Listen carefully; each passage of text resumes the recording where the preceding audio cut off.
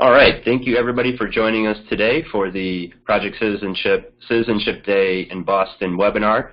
This is a training for everyone who's interested in filling out N-400 forms for all of our clients on Saturday. I can't believe it's already less than 1 week until Citizenship Day. Just a quick background, this is our 4th annual Citizenship Day that we've held in partnership with the Mayor's Office for Immigrant Advancement. And over the past 3 Citizenship Days, we've helped over 700 people apply for citizenship. This Saturday, we're going to help close to 400 in 1 day. So this will be the biggest event that we've ever held, and we really can't do it without volunteers like yourself. So these trainings, to make sure that everybody's working on the same page, are essential and vital to the way that we operate our program. So really thank you for taking the time out of your Monday morning. Hopefully you had a great weekend. And for the next hour, I'll be going through what it means to fill out an N-400 form. And if you do have any questions, just make sure you use the chat feature. And any questions that you have, we'll be answering throughout the next hour.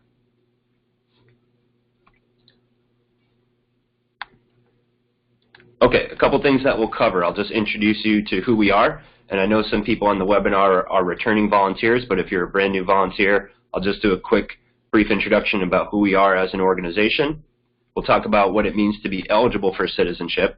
And we've done a lot of that screening over the phone, but we'll do some of it in person on Saturday.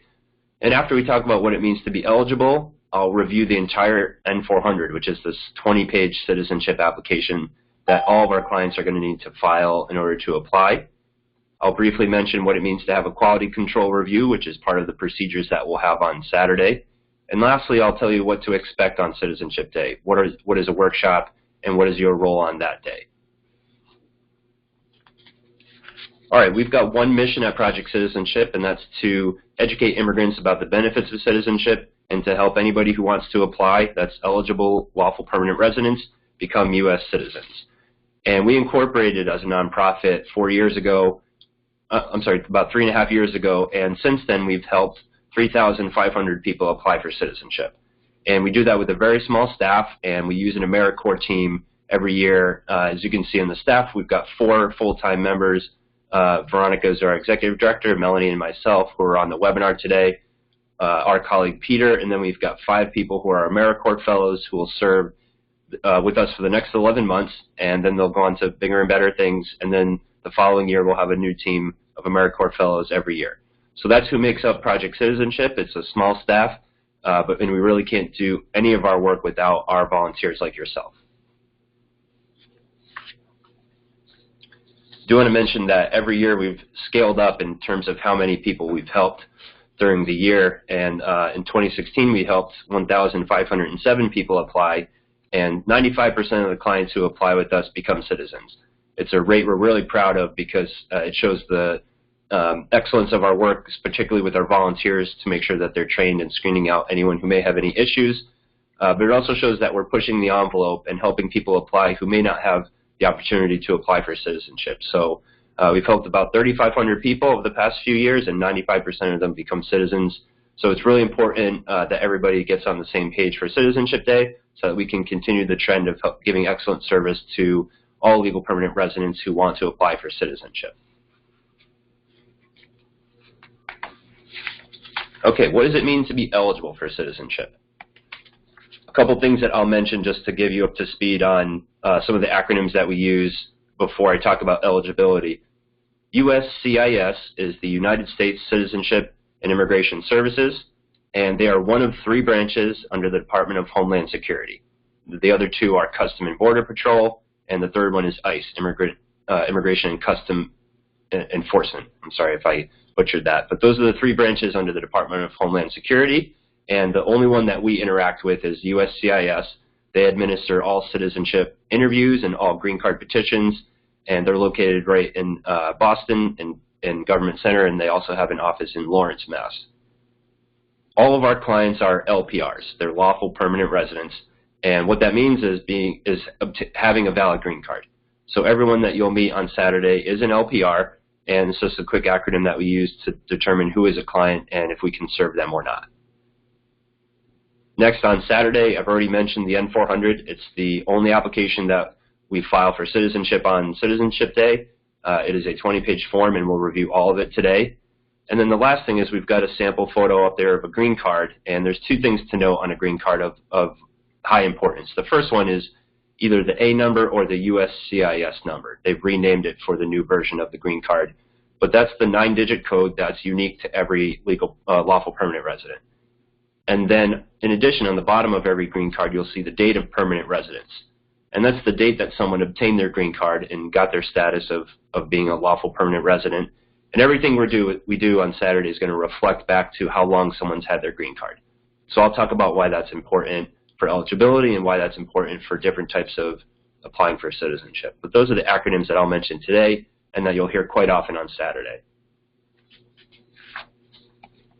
Okay, basic eligibility, you need to be at least 18 years of age. Now, there is a way to obtain citizenship through derivation, and we won't talk about that much today, but that's another process that someone can obtain citizenship if they're under 18 and a parent naturalizes. But for the most part, you'll be meeting with clients who are 18 years of age and they've had their green card for at least 5 years. That's the two basic eligibility requirements. 5 years from next Saturday will be September 23rd, 2012. And so like I mentioned before, the green card date or resident since, which is on the bottom of someone's green card, needs to be prior to September of 2012. That means they've had their green card for 5 years.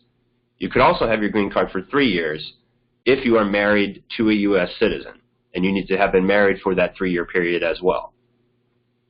So those are the two different time frames of having a green card.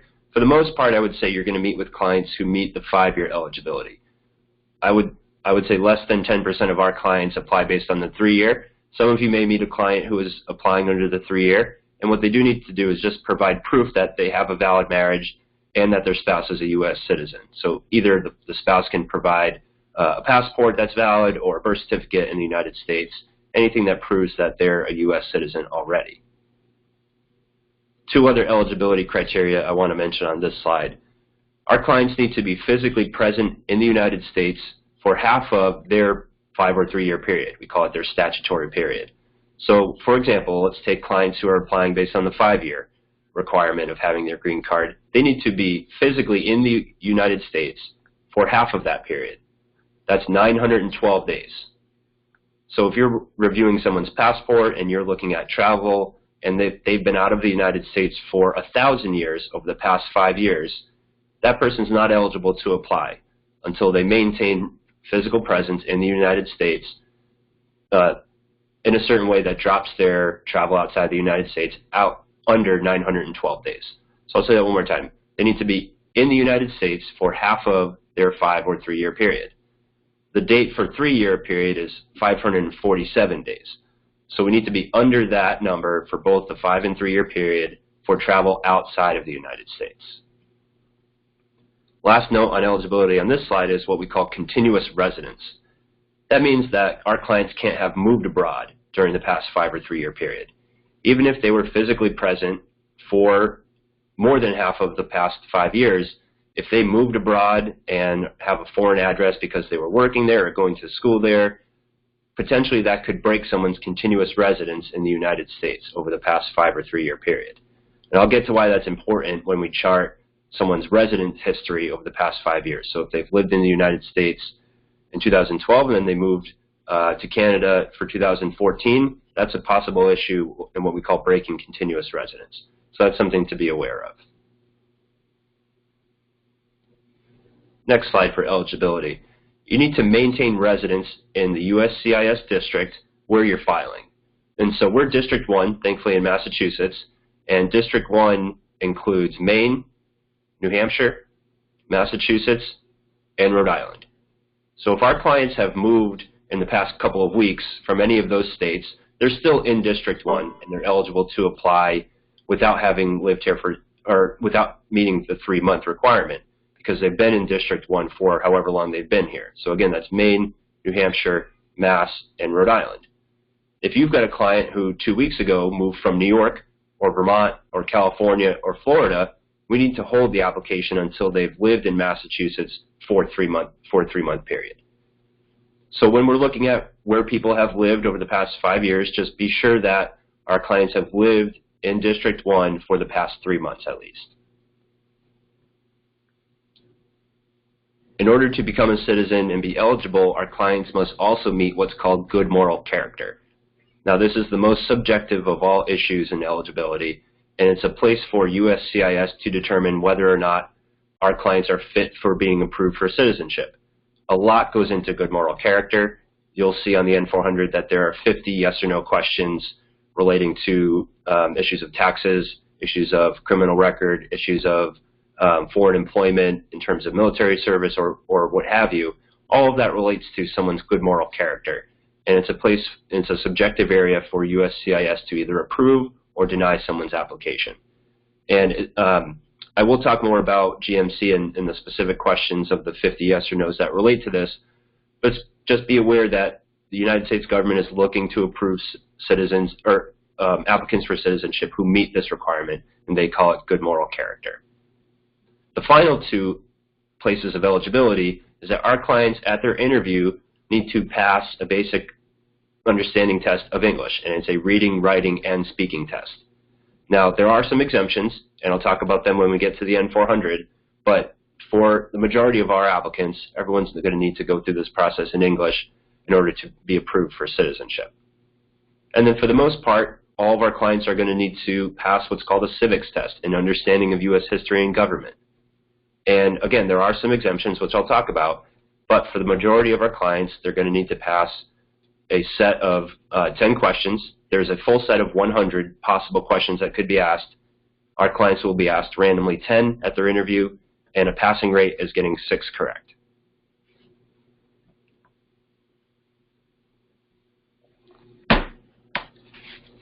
Okay, last thing that our clients need to do in order to apply is there's a filing fee. It's $725. The majority of our clients are eligible for a waiver for this in a variety of different ways, but in order to apply, there is a filing fee. Now, our services are all free of cost to our clients. You know, we're majority volunteer-based, and everything in our office as well with our staff comes without cost. That's our nonprofit philosophy. But most clients do need to pay a $725 application fee. It's $640 for the applicants, and then there's an $85 biometrics fee. So all included, it's $725. Now, clients who are 75 or older do not need to file what's called a biometrics fee. So their rate is reduced to $640 because they're not filing the $85 biometrics fee. Now, I mentioned that most of our clients do get a fee waiver. It's about 75% of our clients are eligible for a full fee waiver based on their receiving a means-tested benefit. Now, the majority of our clients who get a benefit are either on the SNAP program, which is a food stamp program, or they get Mass Health Standard insurance. Now, you'll know that our clients receive this because we'll have asked them ahead of time and screen them for this benefit. But for the most part, they need to have brought either a letter from the food stamp agency or a blue Mass Health Standard card, which has a 10 or 11-digit code that proves that they've got Mass Health Standard. Now, those two benefits are by far the most common ones that we see from our clients, and that allows them to get a full fee waiver from the application. A couple other ways to get a fee waiver is having an income at or below 150% of the federal poverty level. Now, for an individual, a household of one, that's about $17,800. And for a household of two, I want to say it's somewhere in the $23,500 or $24,000 range or something like that. So that's the income level we're looking at for clients to get an income fee waiver. And our clients do receive that, and we'll hopefully have screened that ahead of time, and you may be meeting with clients who are at or below 150%. But one of the things we're not asking you to do is fill out the fee waivers. We have other volunteers who are going through a separate training who will be filling out the fee waiver and looking at tax records or whatever the case may be. Your role will be filling out the N-400 form. Okay, filling out the N-400. Now, if you have the annotated form with you, this would be a good time to follow along as I'm holding up the slides as well. Just briefly, this is the last chance for immigration, USCIS, to look at someone's history. So that's why there's questions that relate to someone's obtaining a green card and going all the way back to when they arrived in the United States. Now, this is because once our clients become citizens, they don't need to interact with USCIS or any immigration-related government office afterwards. So this is really the last chance to dive deep into someone's immigration history. And there are three things that need to be included on an N-400 or it will be immediately rejected. And the first is the applicant's signature, and you'll find that on page 17 of the N-400. The second is either a fee, the filing fee, or a fee waiver. And then the third is that the A number, or the USCIS number that I mentioned from the green card, needs to be written on every page of the application. And you'll see as we scroll through the N-400, the top right of each page has a nine-digit block for us to include the A number or USCIS number there. All the other information that, if it's missing or incomplete, can be adjudicated at the interview. But those three items need to be included or it will be immediately rejected. I'll skip over this one really quick. Okay, so going right to the application. So we've got parts 1 and 2. Part 1 is the eligibility. Like I mentioned, there's a five-year requirement of having a green card. And then part 2, the box right below that is about having your green card for 3 years. And then there are some other eligibility criteria that are very rare, and we don't see them as an organization very often. And for the most part, you won't see them on Citizenship Day. You'll most likely be sitting with a client who meets either the 5-year eligibility or the 3-year eligibility. Now below that, we start to get into some information about our applicant. So we're going to have the current legal name, which is question 1. And most likely that comes from someone's government-issued from their home country document. So it could be someone's birth certificate or their passport. You get a legal name initially on your birth certificate, and then you may have changed it through marriage, or you may have changed it just through a legal procedure. Whatever the applicant's current legal name is what we're going to want to list for question 1. Now this is a good time to start having a conversation with your client. You know, if they brought multiple documents, we need to sort of figure out which one is the correct legal name. So it's helpful to go all the way back to someone's birth certificate, which they probably wouldn't have brought, but they would know what name is on that birth certificate for the most part. You can also check what their driver's license is, if they brought one from Mass, or if they have a driver's license from another country. The difference is for questions 1 and 2 is that number 2, we want to list the name exactly as it appears on someone's green card. Now that's going to include misspellings, if there are misspellings or typos, or if their middle name is abbreviated, or if they have a long name and it's cut off. Line 2 is going to be exactly as it appears on someone's green card. If it's a duplicate of someone's current legal name, that's perfectly fine. We're just going to rewrite it for line 2, and we can take that right from someone's green card. And you'll have a copy of everyone's green card in the applicant's file as they're sitting with you. Onto the next page, we're going to ask for any other names that our clients have had anywhere in the world. So if they have changed their name, we want to list their previous names. If they have a maiden name, if they have a nickname that they've used, for a work authorization or whatever the case may be, we want to be over-inclusive of anybody's other names that they've ever used anywhere in the world. Now, number 4 on this part is a name change. This is an opportunity for our clients to go through a name change, and they can change it to whatever they might like to do that. If they have been meaning to change their name because they got married and didn't do it the first time, or they're now divorced, whatever the case may be, this is an opportunity for our clients to go through a name change process.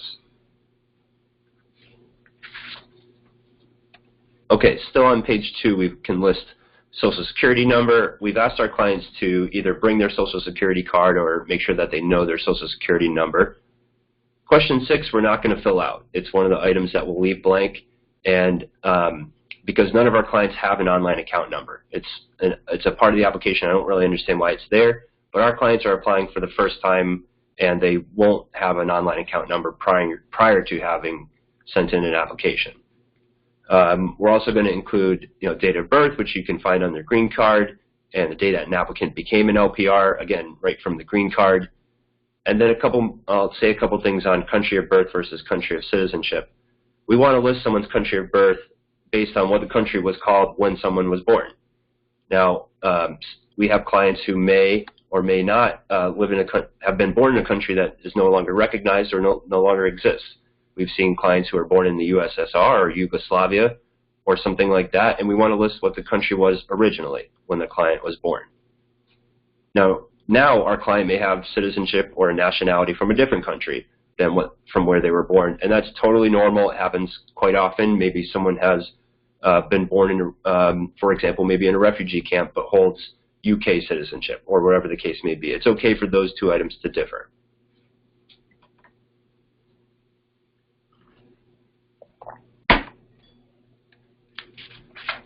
Okay. Oops, sorry. All right, I want to say a couple things about question 12 here. I said for the most part, our clients are going to need to go through an English and a civics test.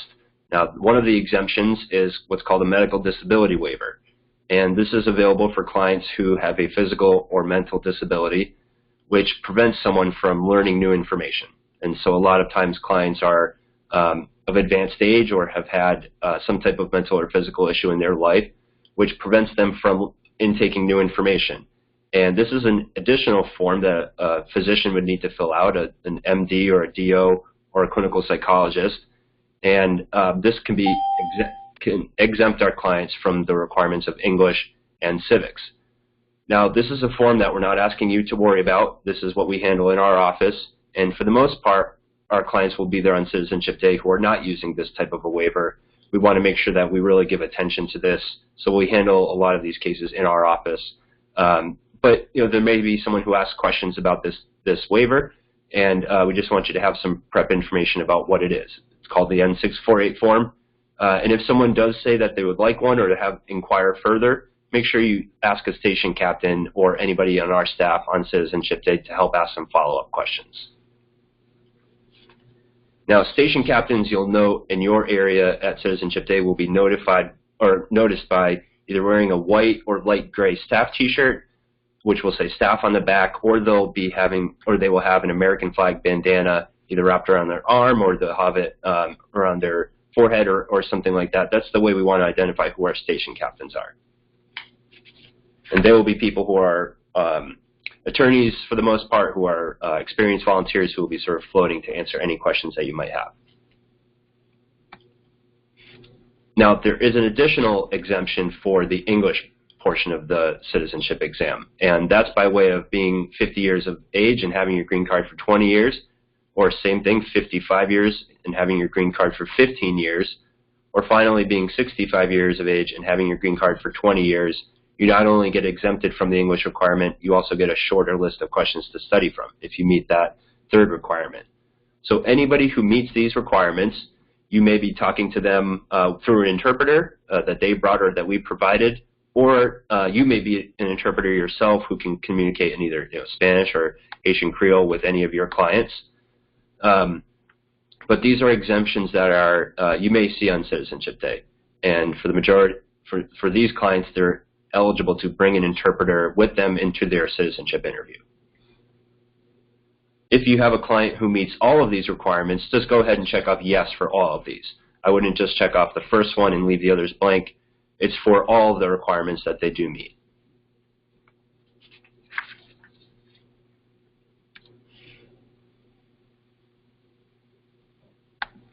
Oh, sorry about that again. Okay, next we're going to move on to residences.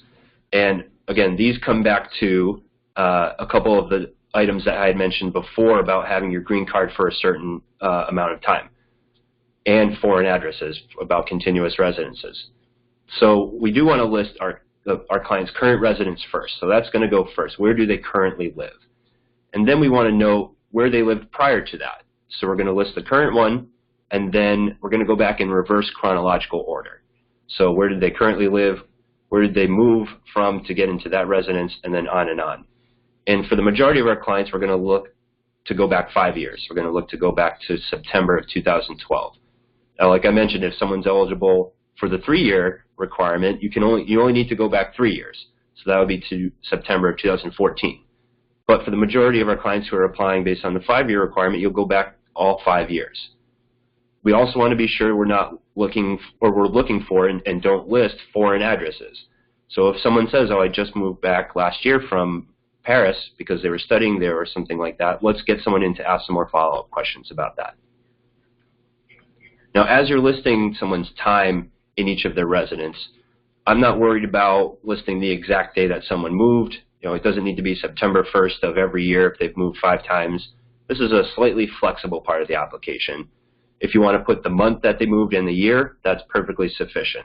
If they moved to the United States in 1950 and they haven't moved since, just list 1950. There's no need for us to go to find the exact day or the month. This is slightly flexible, but we do want to make sure there's no gaps. So we want to make sure if someone moved from one place into another, we're listing all of those different addresses, even if they lived on a friend's couch for 3 months while they first got to the United States. We want to make sure we list everything without any gaps over the past 5 years.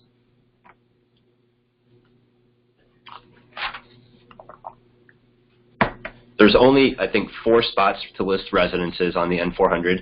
If someone's moved 6 or 7 times, we have what we call addenda forms that you can grab at your station, and you want to include additional pages in the back of someone's application.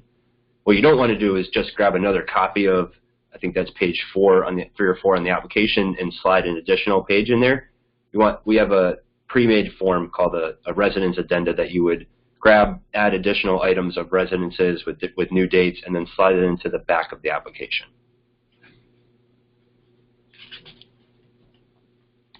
Okay, moving on from residences to information about someone's parents. If a parent of our client became a citizen prior to our client turning 18, and our client had a green card at the time and was living with that parent who naturalized, it's likely that they derived citizenship from their parent. And once they file the N-400 form, it will be rejected once they get to their interview. Now, we do some prep questions ahead of time to make sure we're screening out clients who this may have happened to, and we want to help them fill out a different form, which we won't do on Citizenship Day. But when we re-ask these questions, maybe they have new information that they want to provide us, and they, if anything seems likely to you, make sure we do grab a staff member or station captain, so we ask a bunch of follow-up questions about whether or not this was the case for our client. We don't want to have someone pay for a citizenship application if they're paying and then get denied at their interview because we helped them file the incorrect application. So we do want to do a screening here to make sure that our clients are eligible on their own and didn't already derive citizenship. Now for this section, part 6, for someone's parents, if neither of someone's parents became citizens, you don't need to fill out this section at all. You can skip right over it. This is only for parents, biological or adopted, who obtain who are already U.S. citizens.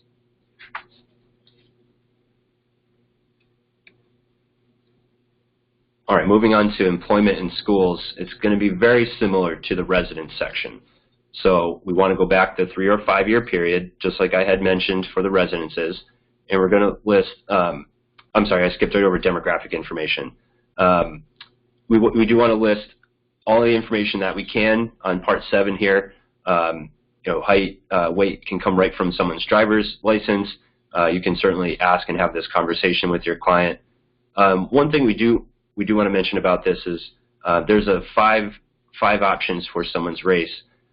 Many of our clients don't fit into this box of restricted race categories, and it's okay to leave this part blank.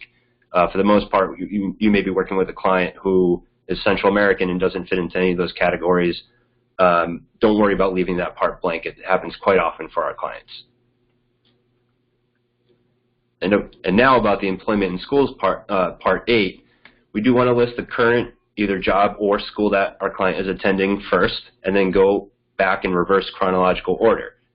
And again, we don't want to see any gaps in the past 5 or 3 year period.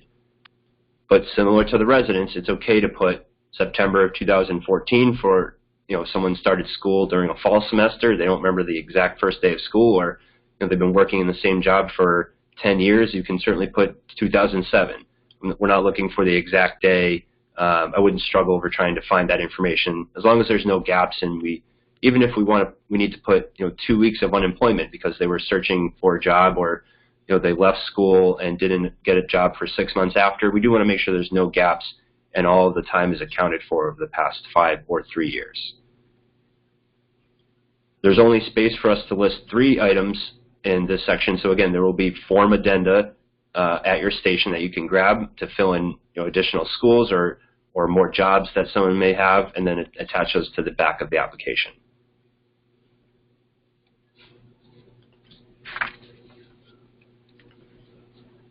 Okay, a couple notes about travel. Part 9, we do need to list every travel outside of the United States for the past either 5 or 3 year period. So again, that will go back to September of 2012. And we've asked all of our clients to bring with them their most recent passport and any old passports that they may have. because maybe they have trips in 2013 that are now on an expired passport. So hopefully they brought all of their passports with them. And that's really the most helpful way to see someone's travel record. You certainly want to have a conversation with your client by saying, when was the last time you traveled? Did you travel prior to that? Which countries were you traveling to? But the record will be in someone's passport, hopefully. There are some quirks in the travel system internationally where countries may not be stamping every trip inside and out of the country, particularly if it's someone's home country. We've seen that happen quite often with Brazil, or sometimes day or 2-day trips to Canada don't get someone stamped. So you want to use the passport stamps, but it's also really helpful to verify all the information with your client. Now, this is where that physical presence part that I talked about for eligibility comes into play. We need to make sure that all of the travel outside of the United States is under 912 days for the 5-year requirement and 547 for the 3-year requirement. If you have a client who's had traveled 4 times a year for a couple months each trip, and you're nearing either of those ranges, so if you get up to 850 days, I might bring over another volunteer to recheck the math. Let's look at the stamps again, make sure we know exactly how many days that we have, and then it may be necessary for us to tell the client that they need to wait in order to apply. But we won't know that until we've tracked all of someone's travel over the past 5 or 3-year period. We will have additional volunteers in your area who, if you open up someone's passport and there's 10 stamps on every page, let's grab a second volunteer to help you out to look through the passport while you move on to the next section. This is a part of an application that could take the most time, depending on how long someone's been traveling for, or how many times they've traveled over the past 5 years. Okay, a couple notes about Part 10 in the marriage section. We do want to list someone's current status, and we do want to list the number of someone's marriages. So marriages, not spouses. It's sometimes common for clients to have divorced and then remarried the same person. That would count as 2 marriages, not 1 marriage, because we're counting the number of marriages and not spouses. We do want to list someone's current marital status. In Massachusetts, there is no legal separation. For the most part, if you got married in Massachusetts or you're living in Massachusetts, you are either married or you're divorced. They may be physically separated, but they haven't officially been divorced yet. That would still be someone who's married. So that's helpful that we know that where our clients are living, because Massachusetts law doesn't have a legal separation. Moving on from marriage. Once you've filled out someone's current spouse, we also want to look at our client's previous spouses, but also our client's current spouse's previous spouses. So this is a tricky part of the application. You need to make sure you're reviewing it correctly. So after you have the current marriage, the following page has current spouses, previous spouses. So it's possible for our client's current spouse to have had 2 or 3 marriages. We want to list all of them on the application. And then after that, we come back to our client's previous spouses or the applicant's previous spouses. So just make sure if you're going through someone's marital history, you're charting that in the correct spot on the N-400. Unknown is a likely answer for several of these questions, particularly for estranged spouses or information about current spouses, previous spouses that our client never has talked to. So it's okay for unknown to be a part of this section.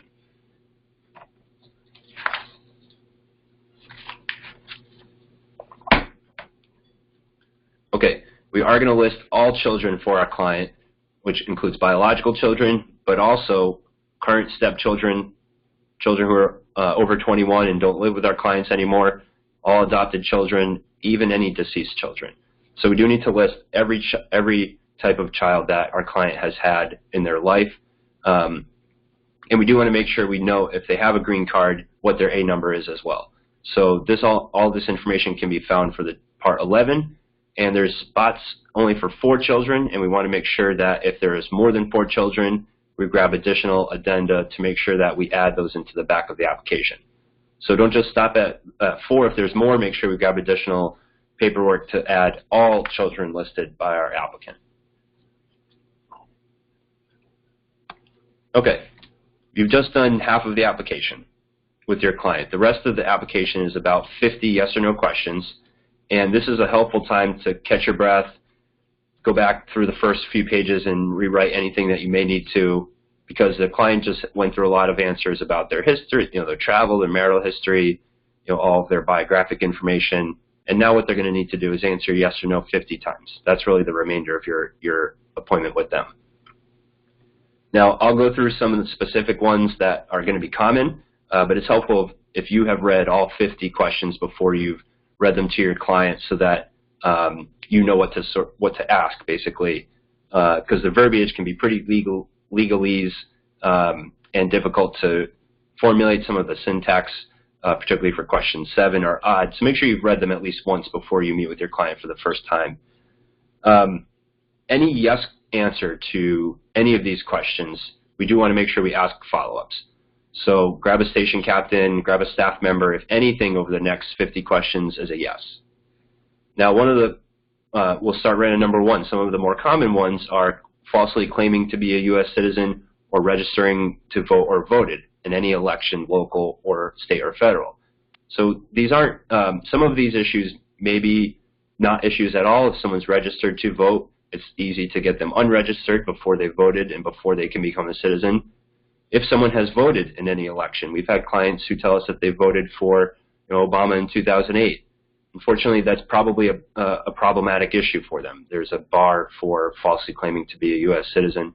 But we do want to ask follow-ups, because sometimes people say they want to vote, and maybe they voted on an exit poll and they never actually voted. We really want to dive deep into any of these issues to make sure we get the correct answer and that we're not putting any of our clients in harm's way by having them apply. On the following page, questions 6 and 7 are commonly have common issues. If someone currently owes taxes, again, that's not a bar itself, but we want to make sure that they're on a payment plan back to the IRS. So there's several follow-ups that come with any of these questions. And then a common one for clients who are elderly, retired, or unemployed, failing to file taxes, number 7.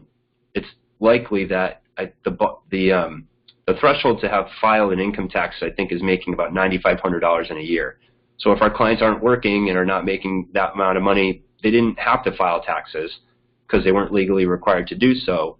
But we're still going to need to put yes on that question, and then we'll add a form addendum to the back of the application. But again, we do want to make sure we ask follow-ups for any of these issues.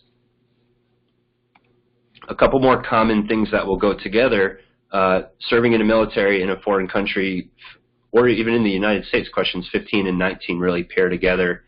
It's not a problem to serve in a police unit or in a military, but if you did, you most likely had weapons training. So that if you have a yes on question 15, you're most likely going to have a yes on question 19. So you want to make sure those two really go together. And then 33 through 36 really go together too. That's skipping ahead a little bit, but some of these questions really are in blocks, and one yes may trigger 3 or 4 yeses, and we just want to make sure that the whole application fits together. This is why we'll review it again, because if we have someone who answered yes to serving, maybe they're a police officer in the Dominican Republic and they would have gotten weapons training, but they said, no, I don't have any weapons training. We want to make sure we ask some follow-ups about that. Maybe they were serving as a staff person in an office, which may be the case, but we do need to ask follow-up questions. 23 through 29, I'll spend a couple of minutes on. We try and handle everyone who has a criminal record in our office and see someone's what we call criminal docket sheets ahead of time. And we'll hopefully ask them to send it to us so we can review them and make sure that we're not going to have someone apply for citizenship who shouldn't be. This section, we really do need to include any type of arrest or any type of criminal record, even so small as a moving violation and a speeding ticket. In question 23, it says, have you ever been arrested, cited, or detained? And a citation for immigration purposes includes speeding tickets as well. So you do want to make sure you ask every one of these questions, and anything that triggers a yes, you can have a staff member or a station captain come over and review and ask some follow-ups for this. We're not going to be asking you to review someone's criminal docket sheet that's sort of not your training. If someone's presenting you new copies of documents that we haven't seen before, we definitely want to make sure that we take a look at them before going forward. Okay, good moral character. I mentioned it in the eligibility at the beginning of the webinar. Question 30 really relates to all other issues that could trigger someone having good moral character issues. So certainly criminal record goes into that, but there's a set of questions here in question 30 that relate to a bunch of different issues. And you want to make sure you ask each of them. You want to make sure you ask if someone is a habitual drunkard, or if they've had, if they've gambled illegally, or if they've been married to more than one person at the same time. All of these, again, can be explainable and we can review them, but we do need to make sure that anything that is a yes in this section is reviewed by one of our staff members or a station captain.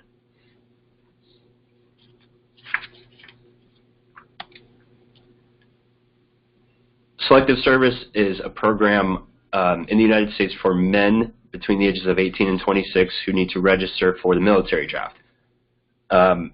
Everyone who is not on a student visa, basically, and is a man between 18 and 26 and was living in the United States was required to register, even clients who did not have status at the time. So undocumented clients who were in the United States during that period of their life, they needed to have registered. Most people don't know that that was a requirement, and it's okay. It's okay to put yes here, and then we need to explain it. But what we're trying to screen for is people who did know and didn't register for other reasons. So we do need to make sure we ask these questions, and then we've got here on the screen that if they're between 26 and 31, there's a couple other attachments that we need to add to the application, and if they're over 31, we need to explain why he did not register. But if you do have a client who is currently between 18 and 26 and is not registered, we do need to register him before he can apply for citizenship. Now you can check if someone's registered on sss.gov, and whenever I'm working with a client who's in this age bracket, I'll pull out my phone and go into sss.gov, and you'll need to punch in someone's last name, their social, which you'll have from page 2 or 3, and then their date of birth, and it will check the Selective Service registry to see if our clients are registered or not. Now, even for clients who know that they're registered, for myself, for example, I know that I registered for the Selective Service, but as you can see on the application, I need to put the date that I registered and my registration number. Now, I don't know those off the top of my head, so I would have to go into the database and check my registration to get that information anyway. So even if you have a client who did register, they know that they did because they did in high school or freshman year of college or whatever the case may be, we still need to check the database to get their information.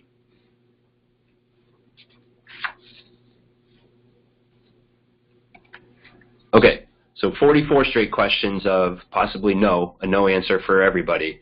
It's helpful to, again, take a breath here before we move on to the Oath of Allegiance section. These are 6 questions that may need a yes in order to go forward, in order to be a citizen. And I usually take the time to ask the client to read the Oath of Allegiance, which you'll find on the back page of the application, page 20. That back page of the bottom section is the Oath of Allegiance, and that's what our clients will take to become a citizen. And really, if you look at question 46, do you understand the Oath of Allegiance? You really can't say yes to that if they haven't read it ahead of time. So I like to make sure I grab page 20, hand it to the client so that they can read the Oath of Allegiance while I catch my breath. I maybe grab a glass of water before I ask the rest of these questions. We also have the N-400 in a couple different languages, so if your client is really on the edge of English proficiency, or if they're exempted from the language requirement and they're doing everything through an interpreter, we can grab a Spanish or a Haitian Creole N-400 so that they can read the oath in their native language, because we do want to make sure that they understand what the oath that they're taking. The only question that someone can go forward through to become a citizen without answering yes is the question about bearing arms on behalf of the United States Armed Forces. People who are eligible for this exemption must have a religious exemption from being able to bear arms. Now, this could be someone who's part of the Jehovah's Witness congregation, someone who's in the Quaker religion, some religion that has a philosophical exemption or opposition to any kind of military service. We would need to include information from the congregation, information about those religiously held beliefs, but you can't have a personal preference here. This is not a place for someone to say, I'd prefer not to serve in the U.S. military. That's not an option for a client here. They must say yes unless they have a religious exemption. Now, I would say we've got a fair number of Jehovah's Witnesses who come through our program. So it's not like everybody you meet is going to say yes here. It's okay for someone to be opposed to this if they have a religious belief against this. Okay, after you answer page 50, for the most part, your part is done. Now, if you want to have the applicant go ahead and sign page 17, part 13, that's fine, but we have some procedures in place to make sure that that part is checked off a few other times. You don't need to fill out your information as the preparer. We'll have someone else do that, or the interpreter. We'll have what's called quality control take care of that, and I'll explain that in a minute. So once you finish page 50, you're welcome to raise your hand, grab a station captain, and your client can move on to the next station, so that then you're available to take the next client who's ready to come fill out the N-400 form. The only thing that we do not sign at all or touch on the day of for any station is parts 16 through 18. The last few pages, that all needs to be completed at the interview. So if you were just going forward and you filled out some information in parts 13 and 14, that's fine. We don't want to replace any of those pages, but we do need to replace any writing on parts 16 through 18.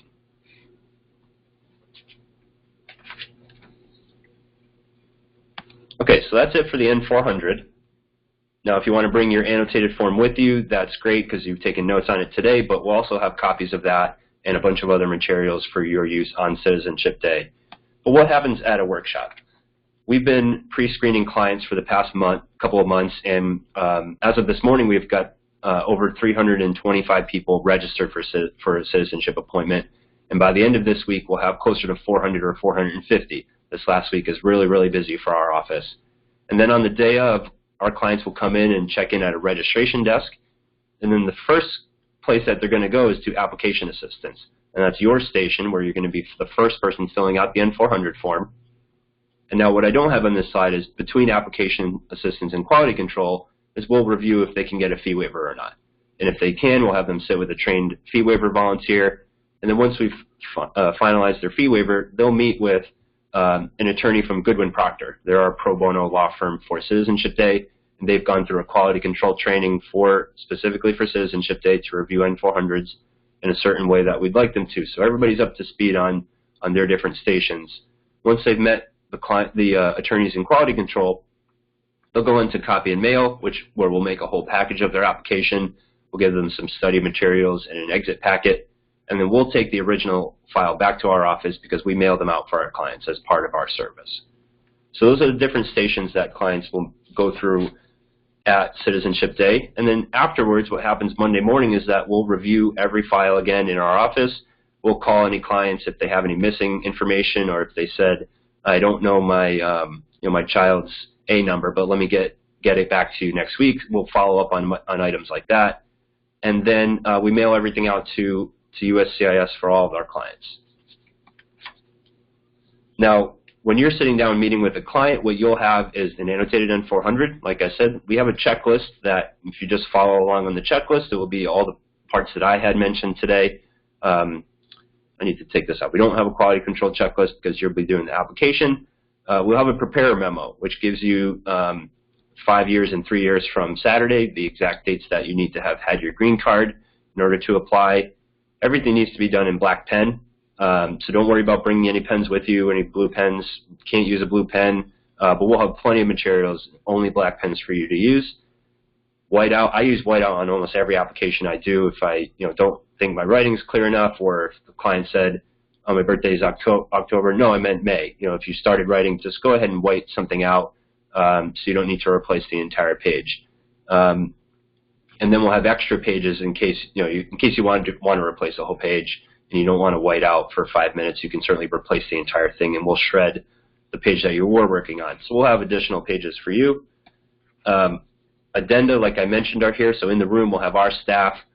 Traffic cops and runners are the people that we've designated to make sure our clients get to different stations. The addenda are the extra forms that I had mentioned that can be added to residence or employment or whatever the case may be. And we'll have interpreters throughout the entire day, and like I said, different translations of the N-400s and additional volunteers to help with passports or if there's anything else that's complicated. Last thing, in the application materials, what needs to be mailed out So what we need from our clients is the completed N-400, which you're doing. We'll make a copy of their green card. If they don't have their green card, we need them to scan us a copy of the front and the back, or the application may be rejected. And then, like I said before, the fee or the fee waiver needs to be included in the application in order to be mailed out to USCIS. After it's mailed, about 3 or 4 weeks, our clients will receive a receipt of their application, and that's when they'll determine if they had a fee waiver accepted or not. Sometimes it's a couple days quicker if someone paid. Sometimes it's a couple days slower if someone's got a complicated fee waiver. But for the most part, it's 3 or 4 weeks in order to get a response. And a lot of clients are going to ask you, what happens next. So this is a helpful slide for everybody. Hopefully, within 2 months, they've received their biometrics appointment, which is their fingerprint appointment. And most of the clients will go to Revere. There's a biometrics center where they'll take fingerprints and run those through all federal databases. And then hopefully within 5 months, they've received a notice for their interview with USCIS. And our clients will either be going to the JFK building in Government Center, or they'll be going to Lawrence. Those are really the 2 places that clients will be going for their interview. And as long as the interview goes well and there's no additional documentation that USCIS needs, within 6 months, hopefully they'll have their oath ceremony scheduled. We're seeing a bit of a slowdown right now in both the Boston and the Lawrence office, mostly because the applications are up about 25% nationally for people who want to apply over the past couple of years. So it's a very busy time for people to apply for citizenship. That's why we can hosting days like this on Citizenship Day are so vital to making sure we can help as many people apply who want to apply for citizenship. And then at their interview, like I mentioned, there's going to be a civics and English portion. The officers, for the most part, will review the application first, and they'll go through every question on the N-400, just like you did in preparing it. And then the civics exam is, out of 100 possible questions, they'll be asked 10, and they must answer 6 correctly. And that will all be verbal. None of it will be written. But then they do need to write 1 sentence in English and read 1 sentence in English, and they'll be given 3 chances for that. So that makes up the entire naturalization interview. And if there's no issues and they've passed all the portions of that and they reviewed the N-400 without any issue, they'll be approved for citizenship. Saturday, here's the address. I'll be sending volunteer updates a couple this week with more parking information and a review of the schedule. We are asking volunteers to arrive around 8:15, and we'll have breakfast and coffee for you. I know I'll need a coffee Saturday morning.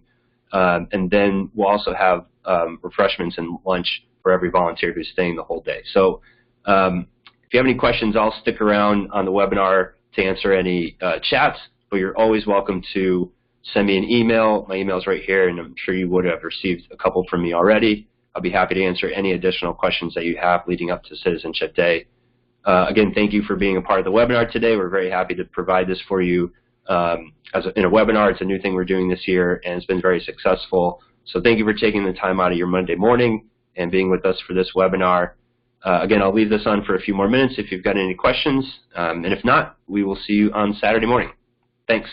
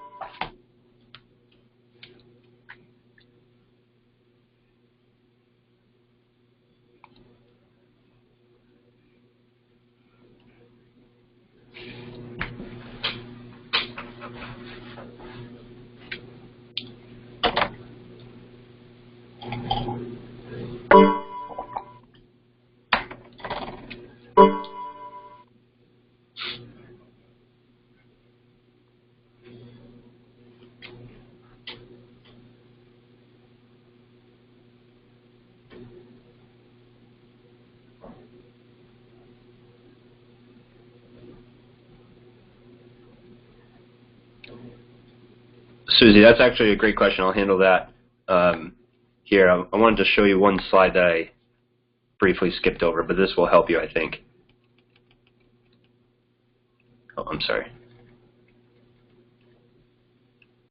Everyone you meet with is going to be given a file just like this.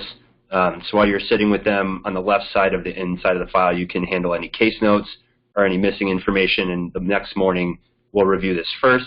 This is also really helpful for the quality control volunteer to see what was missing while the application was being filled out. So any notes that you do have, just make sure you're filling them out, and it's going to be a manila folder and with a case notes page on the inside left. And then the N-400 you'll put into that file once you've finished it.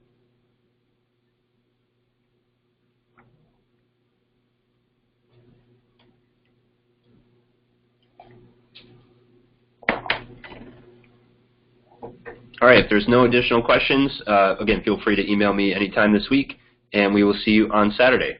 Thanks, everybody.